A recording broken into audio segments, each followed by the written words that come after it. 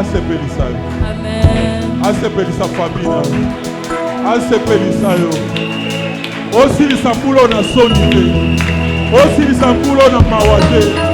Osilisa mbulo na kolela te. Na maladi te. Ata mutu pasi te. Ata malaria te. Oh Jésus.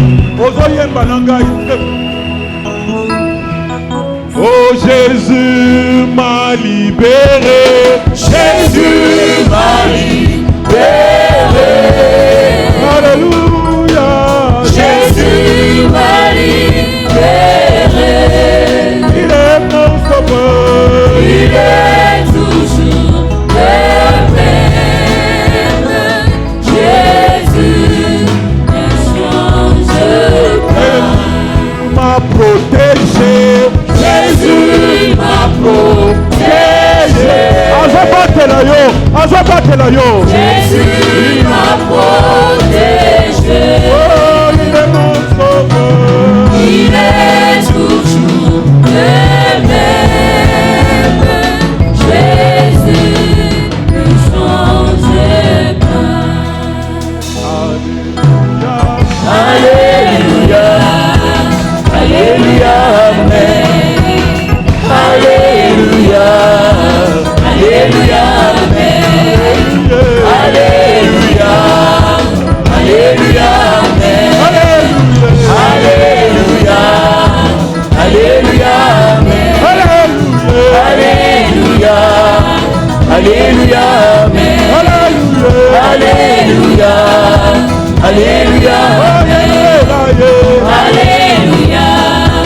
Alléluia. Amen. Alléluia. Alléluia. Amen. Tombola maboko likolo. Qu'il te guérisse.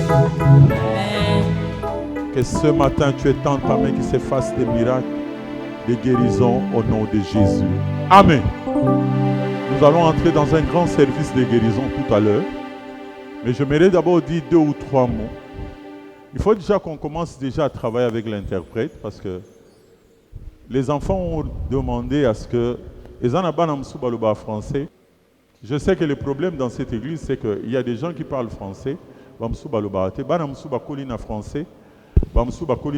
Ceux qui bakolina lingala, ils ont bêté koyeba lingala. Parce que lingala les langue bazoba non. Ça c'est ce que vous connaissez. Les Chinois pour na bango langue na bango balobango, ils ont langue officielle. Lingala il faut la fière sur le ba lingala bien. Koyoka sonité. Il y a des gens qui sont étrangers, soit na komi na poto, na terre na lingala na l'église. Je vais prêcher en lingala, yo traduire en anglais, traduire bango na langue na bango. Parce que les Chinois, ils sont en États-Unis, ils sont en chinois et tout le monde comprend. Ils sont traduire. Il n'y a que nous au Congo que nous avons honte. Tous en Sonia Chiluba, tous en Sonia Swahili, tous en Sonia Kikongo, tous en Sonia. Au moment où Congo a commis na Kisasa, au lieu de Kikongo, a zoyoka Soni. Bien aimé. Au commis na Kisasa, au Congo parle Kikongo na yo a Matadi ya Boma, sur ya Brazzaville, loba tu es libre. Kakabiso awande na Kisasa toyoka ka Soni ya koloba monoko na biso. Tu es Swahili, parle en Swahili. Ozamu Swahili, loba ki Swahili. Tu es Chiluba, tu es Muluba. Ozamu Luba, ozamu nani, loba monoko na yo. Je n'ai pas honte. Nazana sonité. Lorsque quelqu'un me parle dans une langue que je connais pour répondre. Soki motazolo belanga na monoko nga na ebi pona ya nolae. Non, je n'ai pas honte. Nazana sonité pe na koyoka sonité. Je suis né et grandi dans le Bandundu. Na botami na Bandundu pe na koli kuna. Si quelqu'un me parle en Kikongo, je lui parle. Soki motagolo belanga na munu kutuba na koyoka soni pona nini. Je n'ai pas honte. Nazoyoka Si tu me sonité. parles en lingala, je te parle. Soki koloba na nga na lingala na koyoka Si sonité. tu me parles en français, je te Soki parle. alobi na monoko lopoto na koyoka pe sonité na koloba na Si ye. tu viens en anglais, je parle en anglais. Soko yepe na anglais kuna na kozongisela yo. C'est pourquoi les gens croient que quand quelqu'un parle en anglais, il est supérieur à celui qui parle. Yango na bato azokanisa ke soki moto azoloba anglais, c'est que ya leki bato. Je connais un frère qui n'a pas qui a abandonné une sœur parce que la sœur ne parlait pas bien français.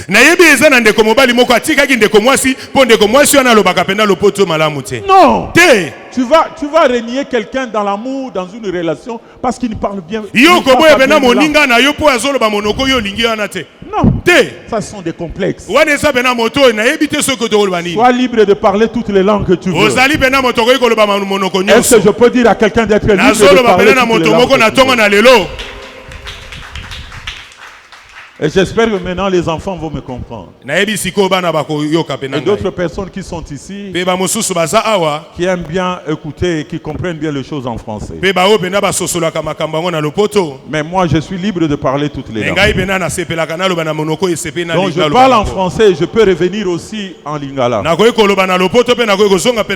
C'est toujours important. Parce que les lingala, c'est notre langue. Les Kikongo, c'est notre langue. Les Chiluba, c'est notre langue. Le Swahili, c'est notre langue. Soyez fiers d'être cela. Et puis dans la vie, quand tu es polyglotte, tu es bien. Tu parles beaucoup de langues. Tu es riche. Tu es riche.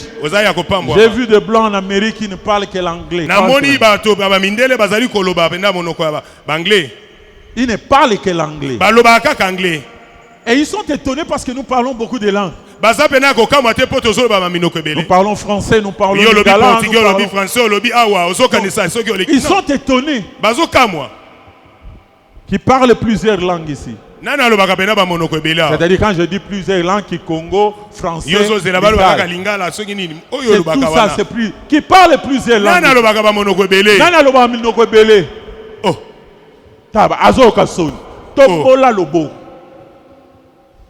Tu es béni, continue. Ne perds pas ces langues-là. Ne perds pas ça. De temps en temps, exerce-toi.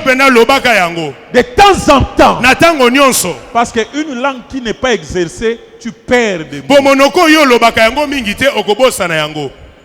Et c'est clair. Rentrons maintenant dans notre thème de ce matin. Je serai un peu très bref pour aller dans la Sainte Seine. Nous prenons rapidement dans Proverbes chapitre 14, verset 27. Proverbes chapitre 14, verset 27. Vous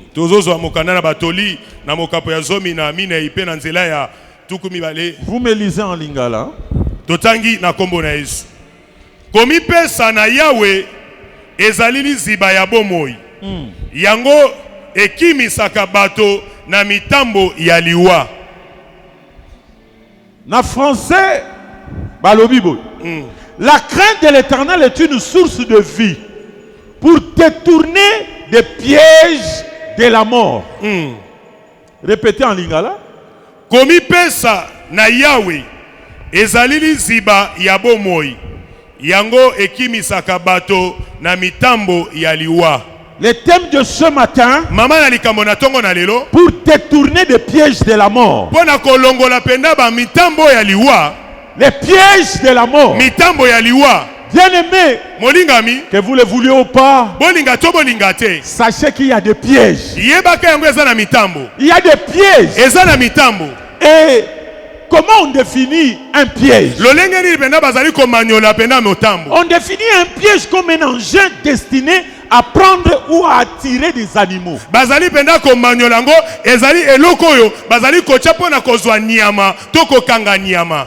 Ça attire les animaux ou ça les prend. Donc je répète, c'est un engin destiné à prendre ou à attirer des animaux. Deuxième définition d'un piège, ce sont des artifices pour mettre quelqu'un dans une mauvaise situation.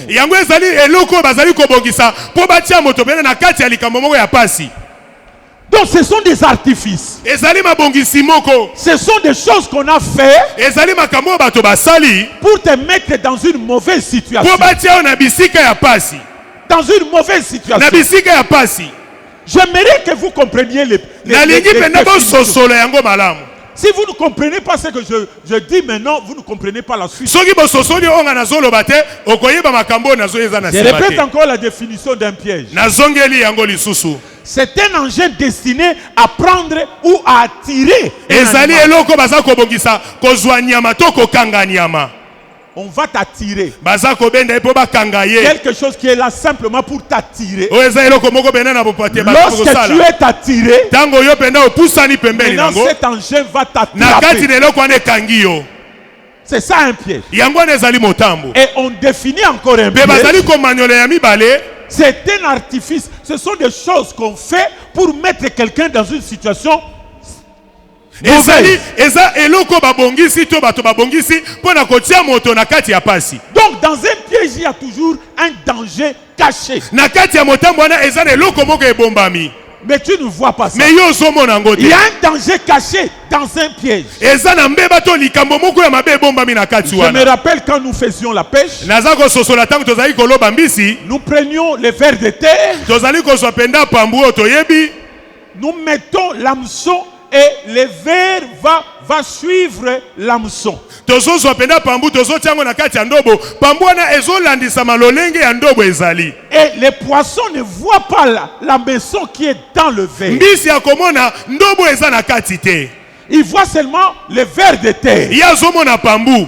Mais dans les vers de terre, il y a un métal avec un crochet en forme de flèche. Kasi na kati ya pambu wana eza na ebende moko tozobenga ndobo, yango soki ekangi yo en tout cas ekotika te. Donc il y a un danger caché dans un piège. Eza na likambo moko ya mabe na kati wana. C'est pourquoi, bien aimé, Yango wana moningami. les textes que nous venons de lire, Na lolenge toti kotanga makomi la oyo. Bible nous dit que la crainte de l'éternel, Makomi olobi ke moto aza kobanga nkolo. c'est une source de vie Eza bisiko liziba ya bomoi. pour nous détourner justement des pièges de la mort. Pona kolongola ye pena na balikama to na mitambo ya liwa. Vous savez, pour tuer quelqu'un, Boyebi pona koboma moto. les diables aiment mettre dans les artifices de faire des pièges. Moini satana akobongisa makambo moko pona kotia pena mitambo. Mais pour terminer, la troisième définition Pona de piège, kozonga pona kosilisa ya misato. ce sont des procédés habiles pour tromper ou pour faire obstacle et faire tomber quelqu'un dans un scandale. Ezali eloko baza kosala yango pona kokosa moto soki ayebi teke na kati wana eza na likama to liwa. Donc il y a des procédés qu'on a Ezali na makambo moko babongisi pour tromper quelqu'un, pona kokosa moto, pour le faire tomber, pona kokwisa ye, pour faire obstacle à sa vie. pona kotia pena mbeba na liboso na ye. Vous savez, nous avons vu beaucoup de gens tromper des personnes ici. Oyebi balingami bato ebele kati na we esika to na mokili oyo bakosi pena bandeko to baninga na bango. J'ai vu la femme d'un pasteur. Namoni mwasi ya mosala na Nzambe. Un jour, elle est venue ici en train de pleurer. Mokolo moko aye kati na ngai azolela. Elle pleurait. Azolela. Eh, pasteur. Azoloba mosala na Pasteur, pati. eh, ngai, Papa. eh, ngai, papa. Ngai na suki. Natuni mama nini? Nini? Abi papa makamunga na moni. Nga na bio moni nini? Oh na telemi wana na coin, nazo c'est la transport, na moni ba garçon moko misatu baye, baye bisinga balobi non, maman, biso tout ça on a besoin tout ça là quelque chose là mais to kende to changer mon mot na ngambu mais tozo banga mutu moko za na ngambu wana tout ça là parce que azolinga boto la biso mbo. Sikoyo toza na besoin yo kende ko changer biso mbongo. Mais toko tiko ka bongo te yo tikela biso ba bijou na yo. Tango ba toko biso to simba ba bijou yo kende soko changer mbongo ye toko peso pe quelque chose bongo tozongi so ba bijou no. Po tozo banga yo ko kim. Maman pasteur alongola ba bijou nyonso ezalaki en or. Alongoli yango alongoli apesi ba garçon na. Ba pesi $100 ya faux. Akatisi balabala. Akei pona ngambu kuna kambise moka zaka na ngambu wana na ebiepe. Ake kuna kambisa tali alobi me mama $100 eza ya fo. Eza mabe. Me yo ye na ngo andeni. Banani batinyo. Oh batu moko bazana ngambu kuna tout ça. Zongela bango eza ya fo. Tango azongi bo atala na gauche atala na droite. Donc mutu azate batiki ye na $100 ya fo. Mbongo eke na sac transport ezate et loko ezate ayeko bima walobi papa lukelanga transport. Mais talande bakosi. Bien aimé, même nga bakosanga. Oh. bakosa kosakana te. Nazo yebiso avant ça la likam. Surtout makambo mbongo, tu dois être prudent. Yo bene sengelo za na bokebi. Quand tu vois quelqu'un, Tango zomo na moto. il te suit. Ya zolanda yo. Tu ne le connais pas. Yo yebi ete. Il te dit. Yo azolo bana yo. Simba na lokoyo. Eza diamant eza la carte. Simbango tala. Tozo banga balingi baboto la biso ngo, mais yo simbango mais poto ndima. Tikela biso no sac na yo kende biso. Bien aimé. Molingami. Bien aimé. Molingami. Kutu yo yebite. Yo kuta ene na nzela. Alo balo makap. Ata lobi no mata na voiture ko matate. Bien aimé. Et loko zo banga ne voiture. Encore yo na Et voiture. loko zo banga nde parce que moni eza Range Rover, tu eza Mercedes, tu eza Santa Fe, tu eza nini. Et loko nini ngo zo banga na vie. Soki muto yebite, alo bano likambu, obi na na besoin oyo côté. Merci papa. Oui, chaque façon na ken aéroport, dernièrement na zan aéroport, garçon mo ko landanga. Oh non papa, pesanga ba dossier na yo, nga mona sala ba démarche, ndenge na zolo kuna na bato santé, na ke na vaccination, na kende na boye, na zolo ba papier, na tunie, yo zo mona nga na uti mboka, na tunie ka omoni nga na uti mboka. Omoni elongi na nga ke na uti mboka. Na tunie na ko ewa. On a yebite nga la bisiko place on a zokeno yo sokenda na tuni yo sokenda États-Unis on a kenda te siko ba démarche nini yo osailanga. Bien aimé, problème eza no lobakate mutambu yango mais yo yoka batu soni lobana mutu bozane ona longola soni Longola soni, longola soni. ah lobana longola soni sino longola soni tango mosusu okufa. Longola soni. ah ozo lobango bien te lobana ye longola soni sino to Longola soni. Muto yebi tazo tala en ambis tuna oyebinga osomonanga onaunte siko makamozo tunanga onona lingina salisa batu bayaka na komba ko salisa keba mutambo eza na sima ko salisa wana na tuni yoso ke États-Unis onaunte siko démarche ni osailanga na route États-Unis na ye na sali une semaine exas na zo zonga yo démarche ni osailanga.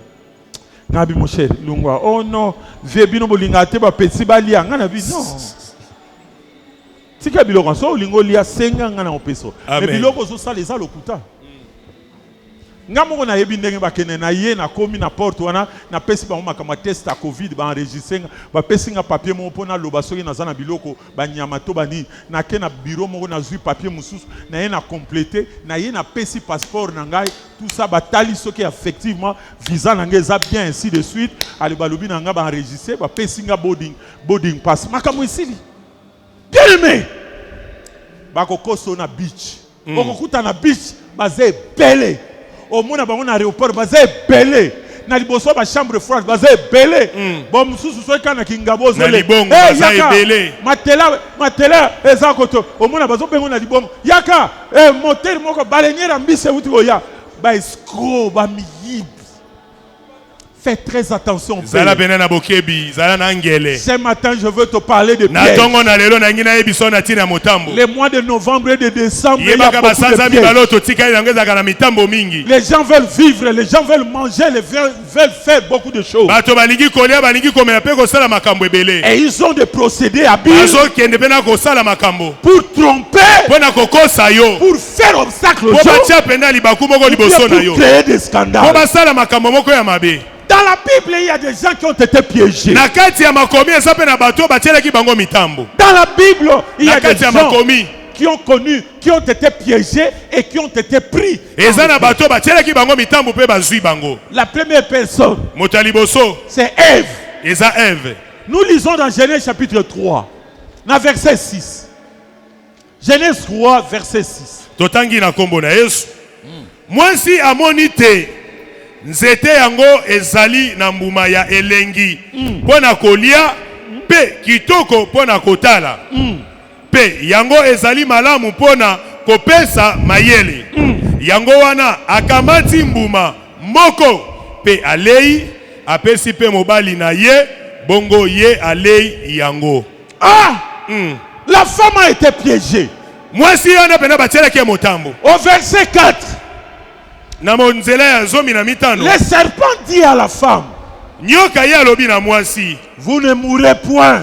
bokokufa te. Alors que Dieu avait dit le jour où vous en mangerez, Nzoka nzamba ayebisaki bango mokolo bino bokolia, vous allez mourir. bokokufa. Mais lui, Mais ye nyoka il vient dire à la femme, aye koloba na mwasi, le jour où vous en mangerez, mokolo bino bokolia, vous ne mourrez point. bokokufa te. Bien-aimé, Molingami, bien-aimé, molingami, tu verras toujours, yo komona si tu as reçu la promesse, soki ozwi bilaka ou quelqu'un que tu aimes t'a donné une bonne promesse, to moto moko pena pesi yo elaka, tu verras quelqu'un d'autre va venir avec un piège. yo komona moto mosusu akoya na motambo mpo na kosa yo, Il va te dire, akoyebisa yo est-ce que réellement ya solo penza cet homme-là va te prendre en mariage? moto pena kobala Est-ce yo, que réellement ya solo penza vous serez bénis bino bokopambwama dans cette na église-là? kati ya eglize oyo, Réellement, ya solo penza il y a un piège. eza na motambo, Il te met de doute akotia yo penda tembe pour te faire tomber. mpo na kokweyisa yo. Elle veut tomber. Eve akweyaki Quand Ève a entendu ces paroles, ntango ayoki maloba wana, c'est pourquoi il y a des gens qu'il ne faut même pas donner ton oreille. yango wana bien aimé eza na bato kotika te alobela yo maloba ne kota na litoi na yo te, Kopesaka litoi no na mutu nyonso te. kopesa te. Kopesaka litoi no na mutu nyonso te. Surtout mutu so azo flatter yo. Loba Na papa sima flatterie eza na piège. oh Soko moni mutu azo flatter yo. Ono yo za kitoko nalela yo so na moni yo te nazo kufa. moyen te, alalaka te. Aza muyibi, aza escroc. C'est un piège. eza motambo, C'est un piège. eza motambo. Dans cette flatterie, il a caché son piège. Ye penda abombi pena motambo wana. J'aimerais que nous lisions Proverbe 29, verset 5. Nalingi totanga proverbe na mokanda ya tukumi bale na libwa pe na verset ya zomi na moto. Proverbe 29, verset 5. 7. 5. Proverbe 29, verset 5. Moto oyo alobaka na baninga maloba ya sukali, Hein? atielaka bango motambo. Hein? Répétez, répétez. Moto oyo Hein? alobaka na baninga maloba ya sukali, Hein? atielaka bango motambo. Oh, Pas Blanchard. papa, Maloba Soukali. maloba sukali elengi. Oh mon bébé. Yonde, Yonde. talaka yo. Nakufela yo. Ah, yo batika yo. Non. Ai, te. Soki yote. Moyen te. Vie ezate. Naliaki kutu mukolo wana te. Achelo nini? Motambo, Loba mutambo. motambo. Na bana osepela na film moko ba Nigeria. Frère wana zaki soki azo keka gangi mutambu. Mutambu. C'est-à-dire likambo ko eza wana. Est-ce que ça na batu ba bana otala film wana? Botala yango tombola boko. Mutambu. Non, frère wana. Akende wapi frère wana? Agenda abi. Aza to lukai. Non, il faut to lukai. To lukai. Frère wana façon ça ba film wana. Uka mutambwe tala mwana mwese azokwenda na mutambwe mutambwe Zuye. bien-aimé, Molingami. novembre et décembre Basanza mibalo totikali na ngoyo. bato babana babolingo ebele na basanzo bazemi wana elungwaka na mois ya février na mars na avril Mususu. mais utaka na maloba ya Papa zongela place yango nano. nalobi bien babolingo ebele bana na ba novembre et décembre Ya koluka kabelo, ya koluka ba jeep, ya koluka ba robe, ya koluka ba tissage, ba ketch, ba mapapa, ba fond de teint, ba perruque, ba mèche, ba selfie, ba kabelo, nyonso wana.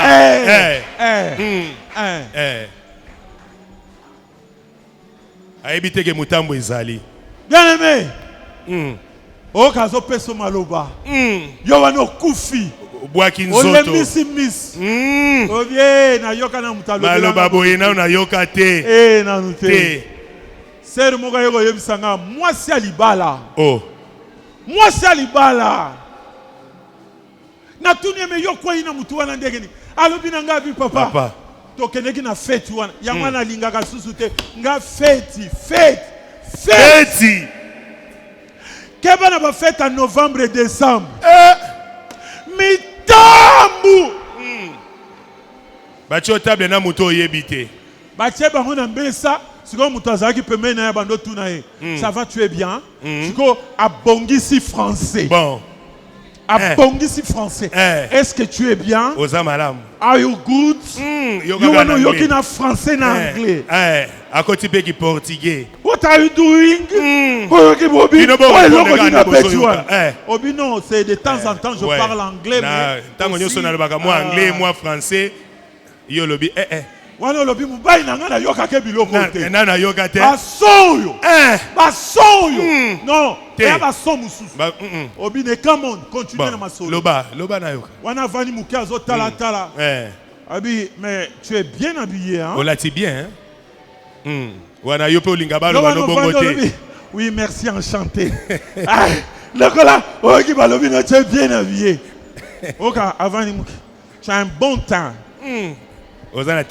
J'ai vu ta démarche. Tu es vraiment élégante. Hein? En tout cas, tu es vraiment élégant. Yokoki. You are a pretty girl. Wano yoki boy. Hey! Obani kolenga. Mutambu. Elambo alelo nzamba délivrer na ba mitambu. Honoré Jésus. Tinde na holo babu. Ezana batu bana mutambu na telefone na bango. Kandenge za wana makamangwe bandaki depuis lobby. Ba olobela ezana mutambu moko ezo uta musika mutonga zo lobele na bombi azo yebisa mobile na yete ayebisi chérie na yete ayebisi mutu balinga ate azawana tindengo za wana ezana mutambu moko ezana kachi wana kaka ndengo zo yoka ngai pesa ka réponse pendant que tozo bimakit loba na ye na yebi déjà nini olingi na boyi nanga na boyi nazana ba engagement nanga po mutambu eza ozana mutambu ezana batu musuba sepelaka zo mona mutambu mais alobi na kota na mekanano na mekanano kasi Samson oh non bokanga ka basinga na kobimaka yokanisi nyonso kobima mususu obimate nyonso kobima mususu obimate mususu obimate na komeka po bandi obwaka soyi mutambu loba mutambu loba mutambu deuxième personne dans la Bible. Motami balé na makomi 1 Chronique chapitre 21 verset 1. David. Il était pris dans un piège. Qu'est-ce qui s'est passé? 1 Chronique 21 verset 1. Mokolomoko Satan akanaki ko monisa Israël est passé. Atini David. Continuez. Mokolomoko Satan akanaki ko monisa Israël est passé. Atini David atanga ba Israélite. Bongo David alobi boye na Joab. Sukana nuwana. Satan kani ayoksa Israël passe. Asalini. Na français balobi il excita. Atiepo samoko. Il excita. Atiepo samoko. Tu traduis ça très bien. Yope no manuel yango malamu. Il excita. Atiepo sa. Bien-aimé, Molingami. le diable t'excitera. Satana, monguna, akotia yo posa. Il va t'exciter à quelque chose d'interdit. Akotia yo posa moko, yalikambo moko. De quelque chose d'interdit. Ya eloko penda epeki sami. Il va te mettre ça. Akotia yo posa wana. Lui ne donne pas, il n'excite pas les gens sur les choses qu'on n'a pas interdites. Ya tchaka posa na mitema epa ya batote na biloko ba pekisa bangote. Te. Ya sala ka bongote. Bien-aimé. Moningami. Vous savez ici chez nous. Boyebi epa na biso. Les gens qui me suivent à la télévision. Bao bazola ndanga pena na etando eke. Et loko nzamba zo boya. Ako peso posaka osala. Yango na papa. Yango zo mona batebele soko za mayele te. Oki posa moko boti na kati na yo. Telemela ngo. Merci. Eva koya ki pona posa. Keba na ba posa. Keba na baposa. Baposa beleza mitam. Merci. Baposa belé. Yangono mona mutu so lingo akolinga botso posa. Posa. Ba botso poso me la bière. Oh mais la bière. Po ba yebi ke soko meli bière. Soko meli bière. Aïe. Okoma ka lembele. Eza na batu so ka meli bière. Oh. Na makambo akana ki asala ta osala. Agosala, abose na nzela ndako. Est-ce que nazolo ba makambo? Eza ya solo papa. Soye bozana ngai loba na nga amen bien. Eza na batu nyeva kuto pekse bien. Soka meli bien. Azoka posa moko bebama. Yango na bomona batu musu soka melite aza soni soni. Ya solo. Mais soka meli akoma na ba courage moko boye. Parce que lobela yo. Même ata moni moi sazole. Dis yo. Yaka na no. Yo.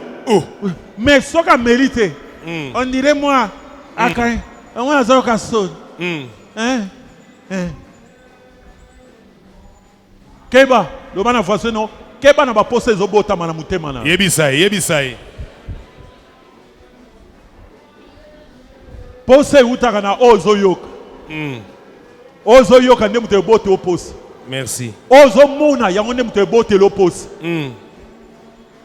Zelana omoni batu musuba zalaka. Soka moni kaka publicité ya vera masanga ndenge tiaka mwa matono neti chapele matono na ze on dirait ve eza na makwanza ebimi bambuma malili ngomona okamba moko mwana yaka kende sengelanga nano mwa mulangi moko Beaufort ta musique ya malili donc lobana mutu bozane on a tika masanga tika milangwa lobana lobana est bien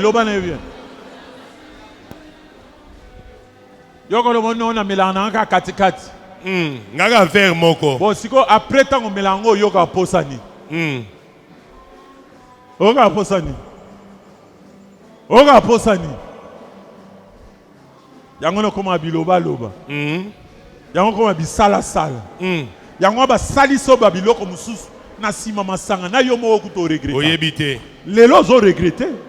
Eza makamuso sala o découcher kima mandako après que komela okoma ka boba ye okomi ki yendi ki ba memo parce que on t'a excité. Bacha yo posa wana. Et c'est le diable qui le fait. Ezali de satana mutasala kango. Mais au travers de cela, nanzela nango il y a un piège. Eza na motambo. Satan est un expert dans l'art de construire des pièges.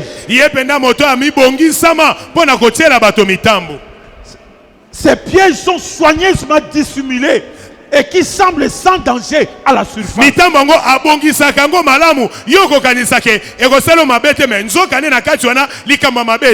Et lorsque tu tomberas, c'est un trou profond. Elles sont mortelles. Bien aimé, le diable peut utiliser des personnes interposées pour nous avoir. Il peut utiliser des gens pour que les gens puissent te tromper et que tu tombes dans les pieds. Lisons Marc chapitre 4 verset 15. Marc chapitre 4 verset 15. On nous dit les uns sont le long du chemin. Je m'excuse. Non. Attends. Je crois que le passage, j'ai pas donné le bon passage. 2 Corinthiens 4, verset 4. Verset 4.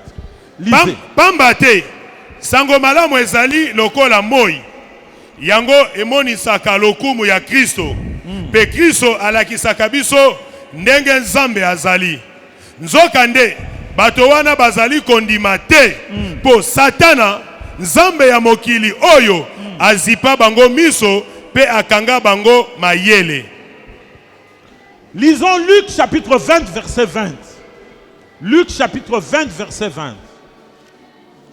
Je trouve ça dans une autre synoptique. Yango wana babandi kolanda ye na mayele pe batindi bato mosusu oyo bamila kisi lokola bato malamu po bameka kokwisa ye na maloba na ye moko bongo bapesa ye na maboko ya Pilate motambu ici ya région ya Judéa. Ici on parle de Jésus. Ah bazolo banatina Yesu. La Bible dit ils se mirent à observer Jésus. Babandaki bena kotala Yesu na lolenge ya malamu. Et ils envoyèrent des gens qui feignirent d'être justes. Pe baza kotinda bato lokola bato ana baza bato malamu. Hey! Ils ont envoyé des gens. Batini bato Pas Yesu. et pas na Yesu. Bato wana bakosi net baza bato malamu. Bible lobi ils feignirent. Basali net baza bato malamu. Mais pour tendre des pièges et saisir de lui quelques paroles afin de les livrer au magistrat et on a côté la yepena motambo pour akwisa na maloba na yemoko sima ba pese pa ya mokonzi Pilate. Bien aimé, molingami keba na mutu nyoso zo pusa na pembeni na yo. Tombola loboko bo. Merci. Tombola loboko bo. Ndenge zo tombola loboko. Mutu nyoso azo kosa aza pembeni na yo. Zo ngande aza mutambu na yo. Nzamba ko délivrer yo. Nzamba ko délivrer. Merci. Loba 3 fois amen. Amen. Amen. Amen. Mutu nyoso azo kosa. Maza pembeni na yo. Azo la kisoke a molinga mi a solo. Azo la kisoke a camarade a solo. A la kisoke a zande kwa solo. Menzo kande biloko nyoso asalaka. Oya lobelaka yo. Oya liaka. Oya kabelaka yo. So kande azelaka le bon moment. Azo zela na ngonga malamu kwa kangayo akwa isayo. Mais par Roland azana témoignage moko awa. Touta eko sambula pona sœur moko Yvonne. Sœur wana tozo sambela parola komelinga lobi po azaki camarade na ye alobi nanga papa la sœur Yvonne est de enlevé. Tozo prier awa c'était un jeudi. Jeudi pas oh teme oh eleki. Na bi na église a bato baza témoin. Banani ba yebi sujet wana. Tombola musa. To bondeli pour la sœur wana. Bien aimé, parole komelinga batu bamoni en internet, nzoka nde garçon azalaka chauffeur na ye. Oya banaye ko vandisa na ndako. Oya banaye ko mema bana ye. Oya banaye ko sala makam. Garçon na kanga fille wana, sœur wana, po azaki na mwa ba moyen, mubai na zana mbongo akenda ke étranger, ateka biloko na ye, akanga ye, a torturer ye, a boma patronne na ye, atika ye 2 jours na ndako, après atimoli libulu na lopango na ya mwana mwasi wana akundi ye. Je crois que ba image ezoleka na internet. Nalingaki par Roland Lobango. Mais yoka garçon wana. Ba témoignage na lobi bakutana ki wapi? Bakutana ki na ministère ya CFMC. Na CFMC et pas maman Olangi. Nous avons ndeba kendeki kuna kaka po bakota en contact na ye. Siko bango ba solana ye. C'est ozonga kanzela moko ozanga côté bien tozonga ensemble. Babandi ko jo ba mesani sœur wana na mutema malamu azui garçon wana bavana na ndako azui atike la kenda kwa ta voyager yende mutamema bana na classe ainsi de suite bana bakanga mina mwana mubali wa nzoka nde ba gentillesse wana lelo mitambo Yvonne azana morgue abombiye atike 2 jours na chambre. Après atimoli libulu balatisi ba sachet ba koti Yvonne na katia na lupangu na ye bakundi na jemuke makila mutu ekende pamba te baye ko kanga garçon wana aye ko lakisa place akundi Yvonne ngatango batindelinga parola tindelinga ba image bazo bimisa ye na libulu ba tie cercle. Non non non non non non non non non non finalement na mukili oyo bato tozomona bato malamu bato tozozwa na ndako na biso bazolia na biso bato tozotambola na bango bato tozokabela bango bato tozopesa bango confiance zoka nde na kati wana oyebite oyebite bien aimé na ye na tongwa lelo ndenge Yvonne akufi j'ai des larmes aux yeux pour na mwana mwasi wana Yvonne atindelinga sujet Nanzela papa Roland. Abi pasteur, bonne la pona maman na biso. Maman nanga linga kufu. Nzokande kaka même garçon wana plan ezalaki aboma mama Yvonne nzokande ekondima yende mutache mama wana poison. Et zo le bar en internet, c'est pas moi qui le dis. To bondeli pona mama Yvonne akufi. Nzokande ka bango bato ba empoisonné. Bazu mikanda lupangu ne. Donc basala ki programme ba bomaye tout ça, bazwa mikanda lupangu na bateka, bongo bango ba vivre, bazwa mbon. Bien aimé. Nanyo aza pembeni nayo. Nanyo aza pembeni nayo.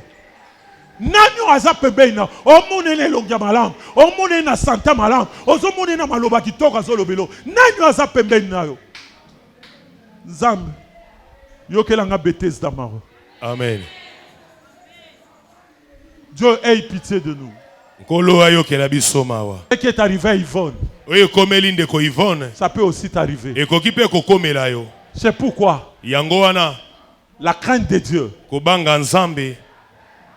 c'est l'arme. Vas-y vite, c'est l'arme qui peut te délivrer des pièges de la mort.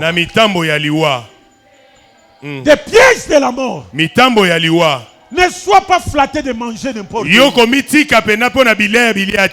Ne regardez pas ces beaux plats, ces beaux repas parce que c'est bien présenté. Non. Derrière ça, il peut y avoir. Qui pouvait croire que ces garçons qui amenaient les enfants d'Yvonne en classe, bana balingi garçon ana.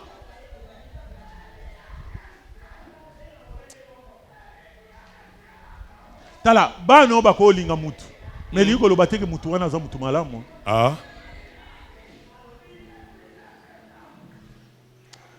Na décembre, novembre, merci papa. Décembre, Nzambe ngana sambela.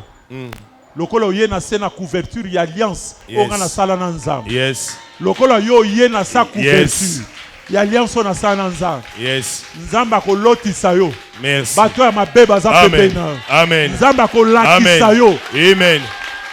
Est-ce que vous mettez la gamme à beaucoup de choses? Est-ce que vous mettez la gamme à beaucoup de choses?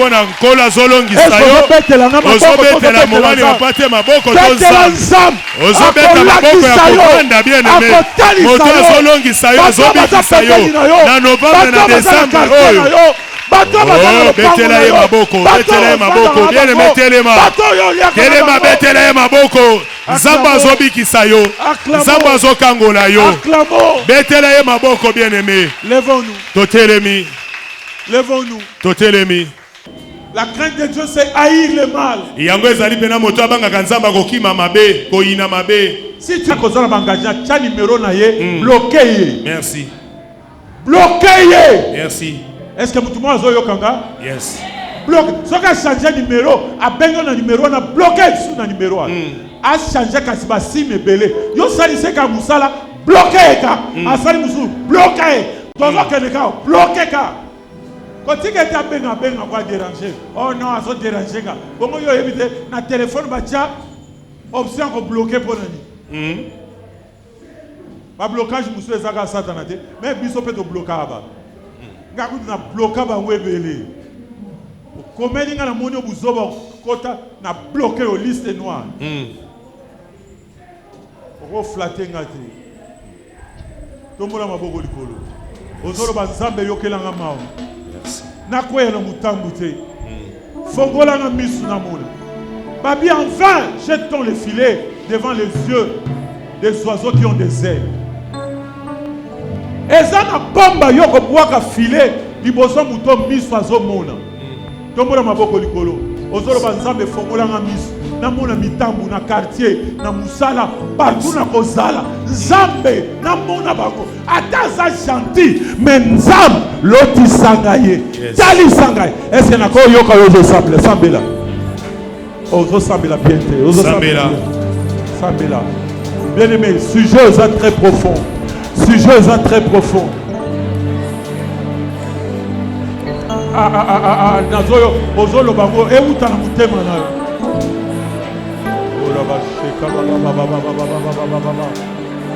Zambe asibayo. Zambe amona yo. Ora bashika ba.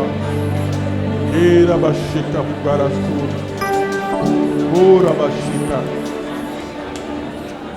Zambe simbaye. Zambe simbaye. Zambe salele mola. Kangola ye.